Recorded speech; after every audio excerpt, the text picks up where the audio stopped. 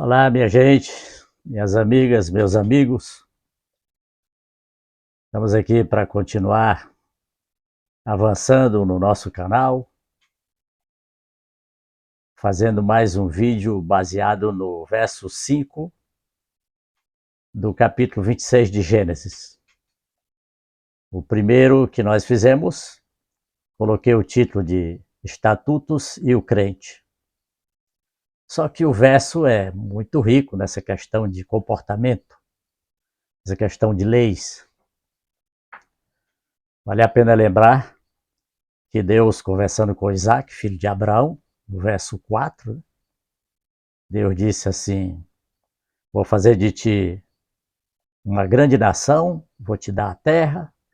A mesma promessa que Deus havia feito para Abraão, agora renovou com Isaac. E aí Deus continuou no verso 5, que é o verso das nossas reflexões, porque vai ter pelo menos mais uma, né? Vai dar pelo menos 3 vídeos esse verso. Esse é o segundo. E Deus disse assim: porque o teu pai guardou o meu mandamento, guardou os meus estatutos, os meus preceitos e as minhas leis. Eu repito aqui mais uma vez, quando eu me deparei a primeira vez com esse verso, eu disse que tanta coisa que Abraão guardou, que Abraão obedeceu. E ainda se levar em consideração, né, que Abraão não tinha Bíblia. A Bíblia surgiu depois de Abraão muito tempo, provavelmente uns 200 ou mais de 200 anos. Mas Abraão tinha a lei escrita na sua mente, na linguagem antiga, escrita no coração. E Jeremias, no capítulo 31, Deus falou sobre isso, né? Que a lei é para ser escrita no coração. Não precisa ser escrita nem em papel, nem em pedra, nem nada. Aquela ocasião em que Deus escreveu a lei na pedra foi para renovar a lei no coração do povo que havia esquecido da santa lei de Deus. Bom, mas aí fica difícil quando a gente se depara assim, leis, mandamentos, mandamento, no singular, né? Está tudo no verso 5. E estatutos e preceitos. No vídeo anterior nós explicamos sobre estatuto, então já tá entendido. Mas agora preceito. O que significa preceito? Eu vou fazer aqui uma ilustração, utilizando parte do corpo humano, igual o apóstolo Paulo fez quando quis dar uma explicação aos crentes de Coríntio a respeito da igreja. Então ele utilizou o corpo humano. E ele, no capítulo 12 da primeira carta, né, ele falou que a igreja é semelhante a um corpo, tem vários membros, mas todos os membros são importantes e formam o todo. Então, o que nós vamos entender é que estatutos, preceitos, é uma simplificação da lei. É a maneira simplificada para a gente entender melhor a lei, que é o centro, que aliás tem como parte central os 10 mandamentos. Daí a ilustração que eu vou fazer é baseado no nosso sistema nervoso central. Nós temos o sistema nervoso central, que compõe-se do cérebro e da medula espinhal. Ela desce por um canal na coluna, né, de ponta a ponta na coluna, a partir do cérebro. Esse é o sistema nervoso central, nós sabemos disso. Nós temos também o sistema nervoso periférico, que deriva do central. Todos os órgãos do corpo estão ligados ao cérebro. Alguns, como os olhos, por exemplo, estão ligados diretamente ao cérebro. No entanto, a maioria dos nossos órgãos, a partir da pele, como nós sabemos, é o maior órgão do nosso corpo, todos estão ligados ao cérebro através da medula. Todos, sem exceção. É por isso que quando nós tomamos aí uma picadinha de espinho na ponta do dedo, do pé, seja lá onde for, em qualquer lugar do corpo, imediatamente o sinal chega no cérebro. Agora, esses dois sistemas compõem um sistema só. É o sistema nervoso no todo. Então, mandamentos, leis, estatutos e preceitos é a simplificação da lei. A base são os 10 mandamentos.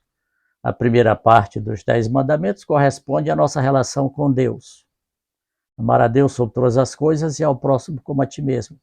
São os 4 primeiros mandamentos. Depois, os outros 6 mandamentos, a nossa relação com o próximo.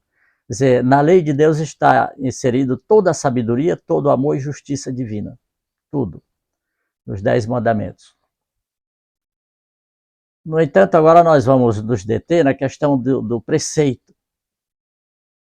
Não podemos esquecer que tudo é a mesma coisa, tudo é a lei simplificada, repetindo. Eu fiz aqui uma anotação de alguns preceitos para a gente ter uma ideia, mas são muitos, estatutos são poucos. São os regulamentos do Estado onde a gente vive, né? Mas preceito já dá uma série de preceitos, centenas, são centenas, né? Tudo relacionado com a ética, que é a observação da lei. Eu anotei aqui, primeiro, o preceito da moderação. Todo homem, eu falo homem no sentido genérico, né? Todo homem, seja a mulher, seja lá quem for, ter a responsabilidade de ser moderado. O que seria o contrário de moderado? Um indivíduo impetuoso, indivíduo precipitado, né? Então, a impetuosidade, a precipitação é pecado. É transgressão do preceito da moderação. Viu como é fácil a gente começar a entender essa questão do preceito, que às vezes a gente lê e passa por alto, não se incomoda de saber a questão, de saber o que significa, né? Bom, estou dando ideias aqui, mas você pode aproveitar e pôr sua mente para voar e ler muito mais a Bíblia e muitas outras coisas mais que enriquece, né, a bagagem do conhecimento. Outro preceito muito importante é a cortesia. Temos que ser corteses com todo mundo. O crente, qualquer pessoa decente, né, deve ter essa preocupação com a cortesia. Cavalheirismo. Cavalheirismo, aliás, é uma arte maravilhosa para quem quer arrumar uma namorada, né? Cavalheirismo faz parte da conquista da namorada. Mas de todas as pessoas, todo homem deve ser cavalheiro com mulheres, né? Com as damas, com as senhoritas. Eu, inclusive, sou do tempo que a gente tirava o chapéu quando cumprimentava uma moça, uma senhora. O tempo mais antigo era assim, era falta de educação, cumprimentar uma dama com a cabeça coberta. Agora, tem uma aqui muito importante, que na minha seleção também, é a questão da cordialidade. Cordialidade é uma coisa fantástica. E eu moro aqui no sítio, aqui em Rondônia, a 8 quilômetros da cidade. E da porteira da casa, da nossa porteira aqui, até chegar em casa, dá uns 300 metros. Essa porteira aqui está sempre aberta durante o dia e não tem cachorro para incomodar ninguém que chegue aqui. E é comum entrar uma pessoa aqui, algumas pessoas, né, vem vendendo alguma coisa, recentemente veio um aqui vendendo detergente, garrafa PET de 2 litros, vendendo detergente, numa moto. E outro vem vendendo picolé, coisas assim, né? Gente que está procurando um jeito de ganhar algum dinheiro. E essas pessoas, em regra geral, não têm traquejo de vendedor. Eles param a moto e meio longe da gente e fica buzinando. Imagina só. Ele não tem nenhum preparo. Ele acha que ele tem a obrigação de sair de casa e ir lá falar com ele, saber o que é que ele quer. Isso incomoda.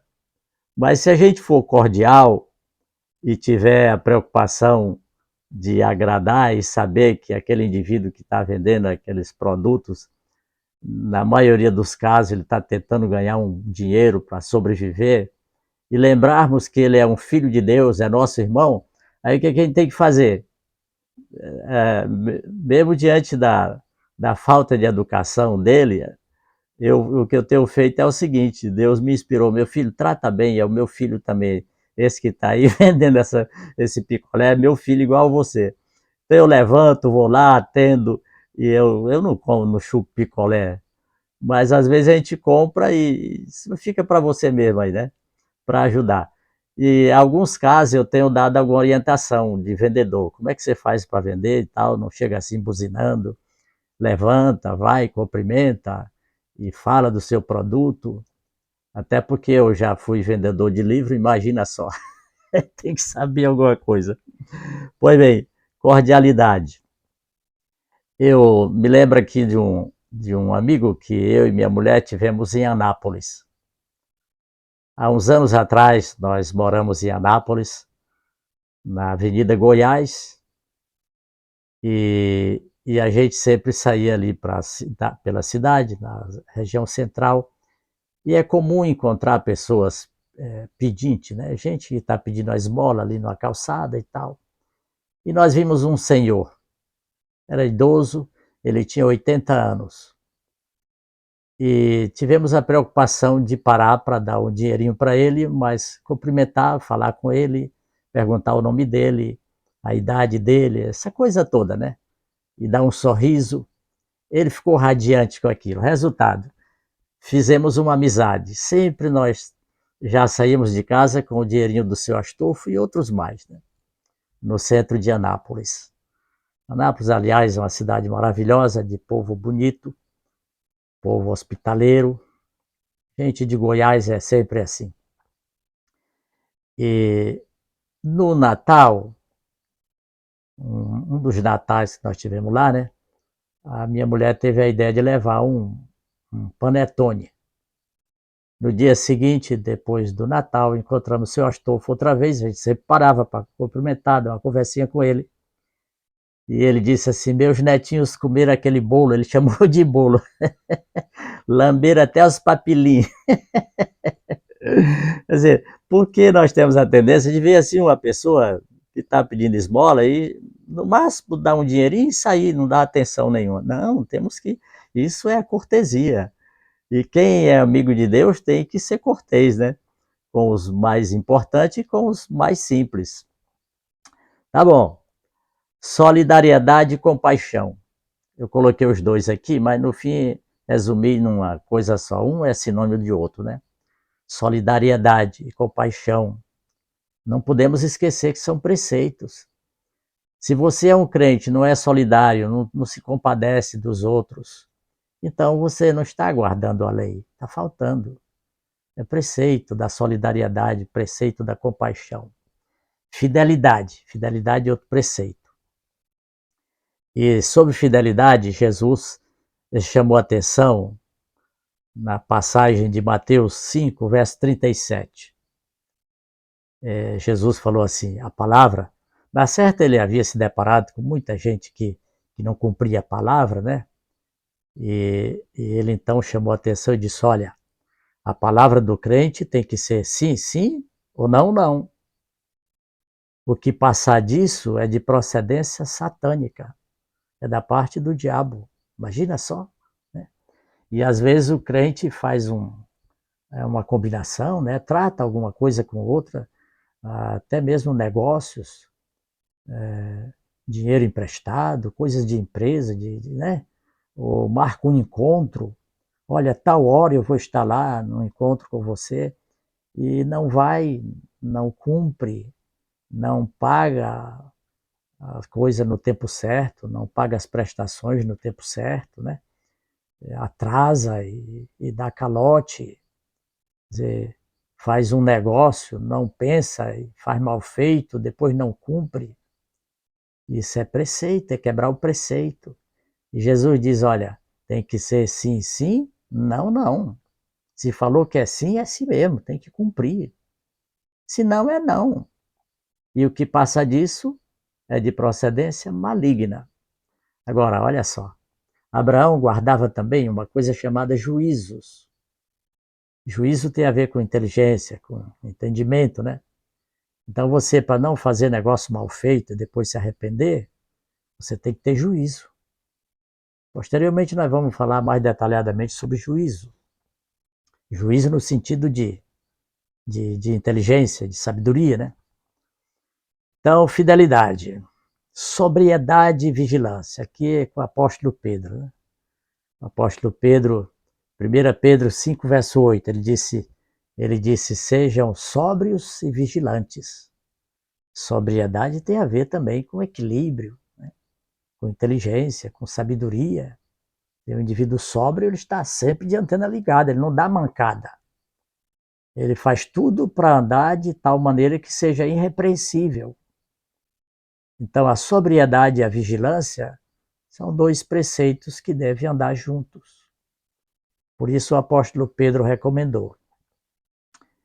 Temos outra aqui, mais outra aqui do apóstolo Pedro, é no capítulo 3 da primeira carta de Pedro. Ele está falando aqui sobre as esposas, sobre os maridos. A partir do verso 5, verso 6, aí do capítulo 3 de 1 Pedro, ele vai fazendo recomendação sobre as esposas. E uma das coisas mais importantes que ele fala é que as mulheres deveriam ser submissas aos seus maridos. Claro que essa submissão não é aquela submissão opressiva, é a submissão no temor do Senhor, né? As mulheres piedosas e os maridos piedosos são assim. O casal vive bem, mas a mulher sempre vai saber que o marido é a cabeça do lar. Ela não vai estranhar isso, nunca vai ignorar isso, né? Mas no verso 7, Pedro fala sobre o marido. Aí ele diz assim, maridos, amai as vossas mulheres como sendo mais fracas, né? O vaso, ele fala como sendo um vaso mais fraco. E respeitai as vossas mulheres, tratai-a com amor. Vou parafrasear um pouquinho mais aqui, né? Dá uma esticadinha. Cuida bem da sua esposa. E ele completa dizendo, para que as vossas orações não sejam interrompidas. Agora vamos fazer um link aqui com o Provérbio 28, verso 9. Provérbio 28, verso 9 diz assim, aquele que tapa o ouvido de ouvir a lei, até a sua oração é abominável. Percebe aqui como o preceito de respeitar a esposa está diretamente ligado com a lei? Assim como se você desobedece à lei, suas orações são abomináveis, quando você não cuida bem da esposa, não ama a esposa, então para de orar porque as tuas orações também vão ser abomináveis. É isso que o apóstolo Pedro falou. Eu quero encerrar aqui com um preceito muito importante, também de Jesus. É sobre a conversação, nossas conversas, né? Os momentos, nós temos essa tendência de falar bobagem. Eu acho que todo mundo tem essa tendência. Eu já lutei muito contra isso, continuo lutando, Deus tem me dado muita vitória.